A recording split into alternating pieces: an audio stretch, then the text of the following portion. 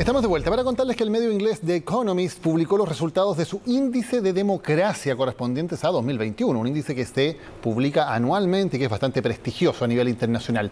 Chile bajó a la categoría de democracia defectuosa, dejó de ser una democracia plena, que era donde había aparecido en los últimos informes. Vamos a conversar sobre este tema con la presidenta de Chile Transparente, Susana Sierra. Susana, ¿cómo estás? Muy buenas tardes, bienvenida al programa.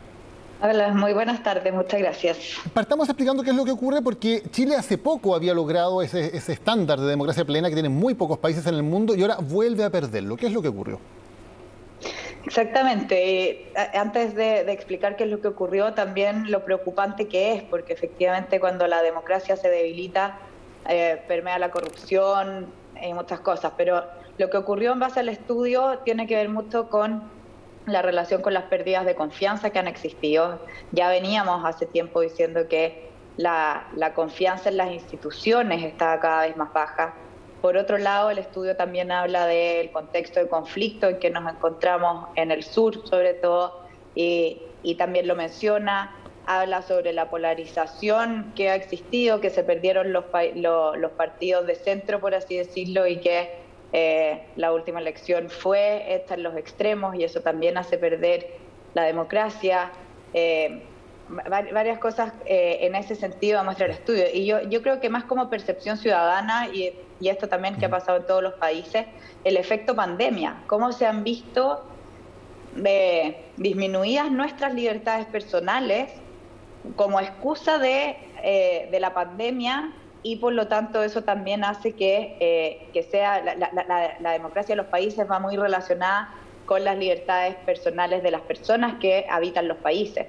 Y por eso es que esto es un efecto no solamente de Chile, sino que decía que Latinoamérica era el continente que más había perdido en cuanto a la democracia y que había bajado desde que inició a medirse este índice, que este había sido el año donde Latinoamérica en general más había bajado.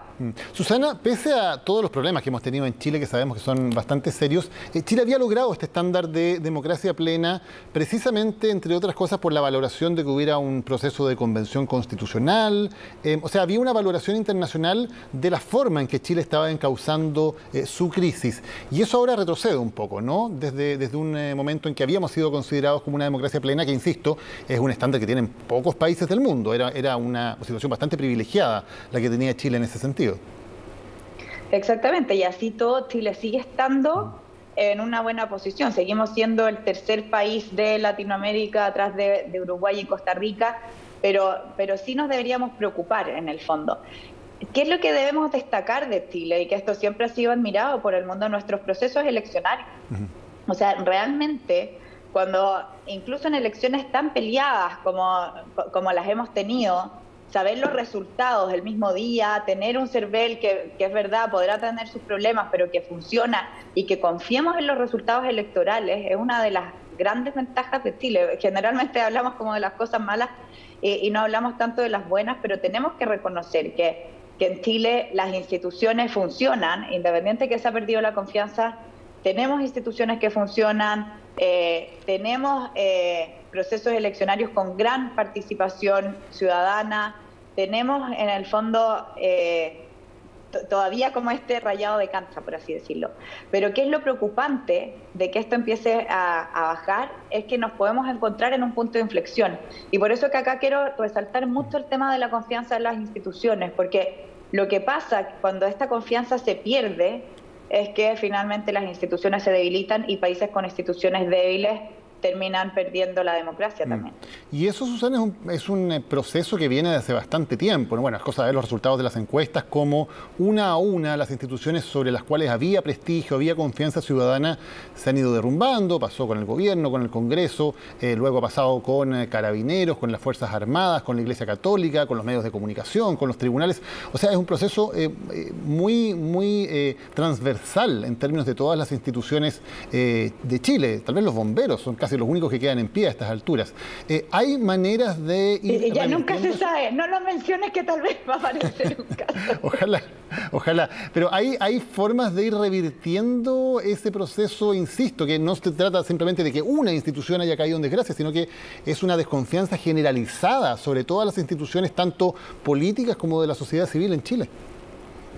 Exactamente, y yo creo que una de las formas es que efectivamente exista no solamente transparencia en estas instituciones, que confiemos en ellas, pero también que existan sanciones en caso que ocurran algunos temas. Si es que tú mencionabas casos desde Carabineros hacia adelante, eso ha ido haciendo que perdamos la confianza. Carabineros era una de las instituciones más confiables y después uno ve este mega fraude y ve que pasan años y que todavía, o sea, recién a fines del año pasado ya empezamos a ver como algunas luces, pero de cómo se maneja cuando ocurren estos conflictos, cuando ocurren temas que afectan la confianza, y que en este caso han sido escándalos de corrupción, cómo se manejan, yo creo que es esencial.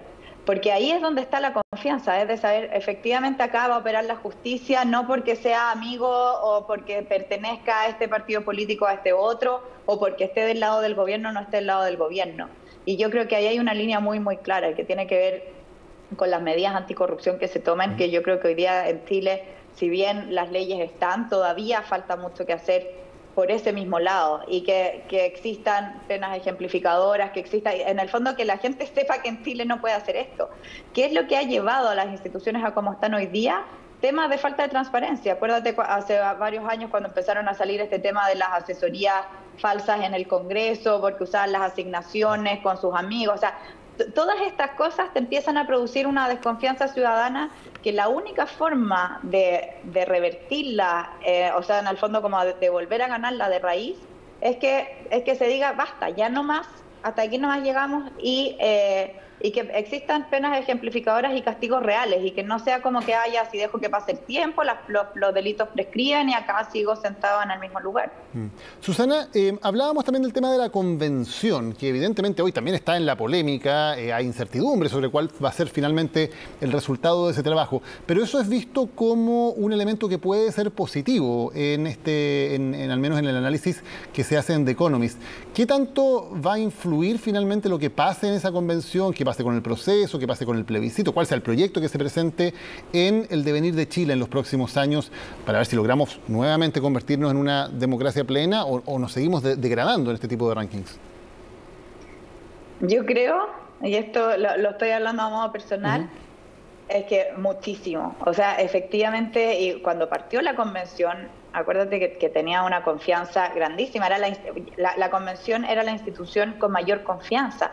Y esta fue decreciendo. Y por eso que acá también un llamado a los convencionales constituyentes que también se tomen este tema con seriedad, y de los mismos temas que después van saliendo a la prensa, porque lamentablemente muchos de los temas que han salido de la convención terminan haciendo que se pierda la confianza, o que salgan proyectos como el mismo que fue, creo que fue hoy día o ayer, ya estoy perdida con los días, el de que se eliminen los poderes del Estado, que después terminó con 0 votos. Claro. O sea, ese mismo tipo de cosas como que van, perdón por la palabra, pero como chacreando el tema, y por lo tanto hacen que la ciudadanía le empiece a perder confianza y que empiecen como, en el fondo, como a estos miedos y de qué va a pasar. Entonces, en la convención yo creo que nos estamos jugando gran parte del futuro de Chile.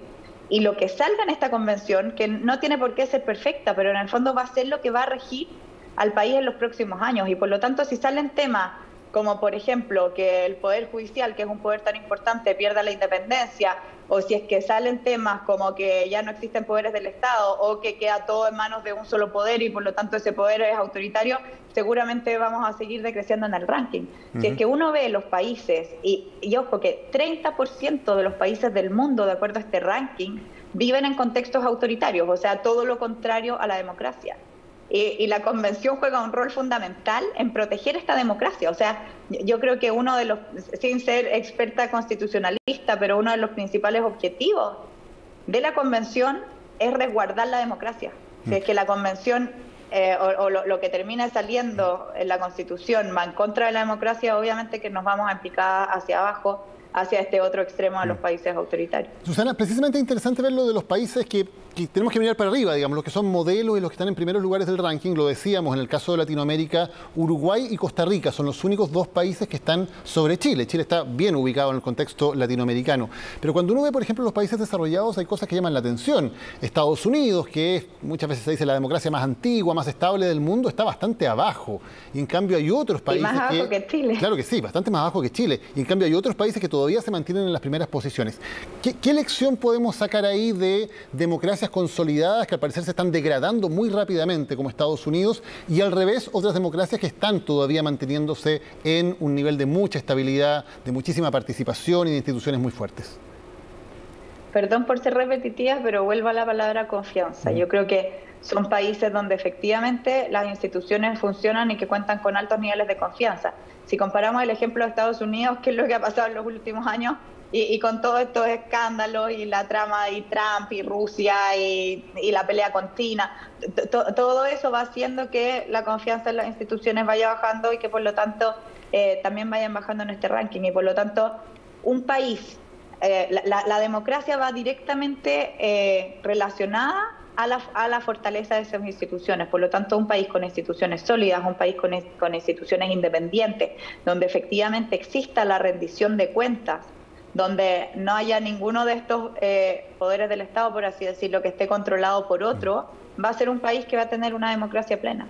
En cambio, cuando ya empieza a existir dudas sobre eso, es cuando empezamos a bajar. Susana, y hablábamos de los países que lideran en Latinoamérica, ¿no? Los reiteramos nuevamente, Uruguay, Costa Rica y luego Chile, pese a todo en una buena posición.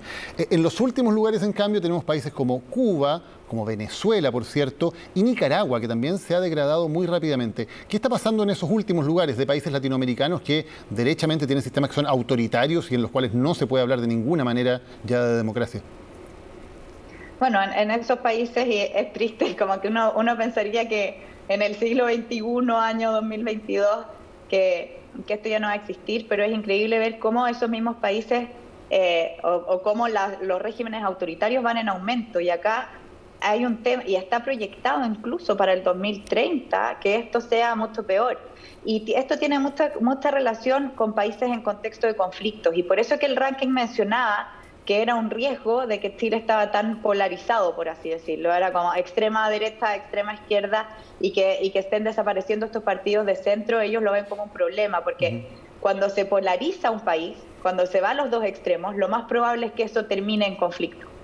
Y cuando eso termina en conflicto, o sea, son estudios, no es porque lo diga yo, pero cuando hay países que viven en contextos de conflicto, generalmente la solución al conflicto viene dada por una dictadura, viene dada por un régimen autoritario que dice ya listo, se hacen las cosas como yo digo, se acaba, y así se terminan acabando los conflictos. En África hay muchos países donde ha ocurrido esto efectivamente.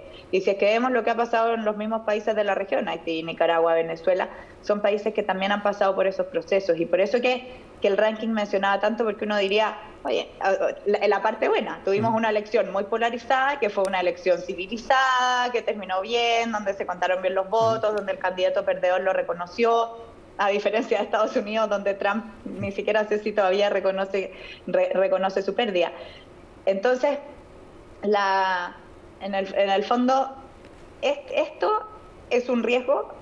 Yo creo que nos tenemos que sentir orgullosos en Chile que logramos tener esta elección, y una elección donde se reconoce al presidente que viene del otro lado en el fondo, pero a la larga podríamos terminar en situaciones como estos países si es que nos vamos al extremo. Y es sin duda uno de los grandes activos que todavía tenemos, ¿no? Un sistema electoral que es absolutamente transparente, absolutamente eficiente y que es reconocido por todos, tal como pasó en la última elección. Susana Sierra, de Chile Transparente, muchas gracias por habernos acompañado hoy. Buenas tardes.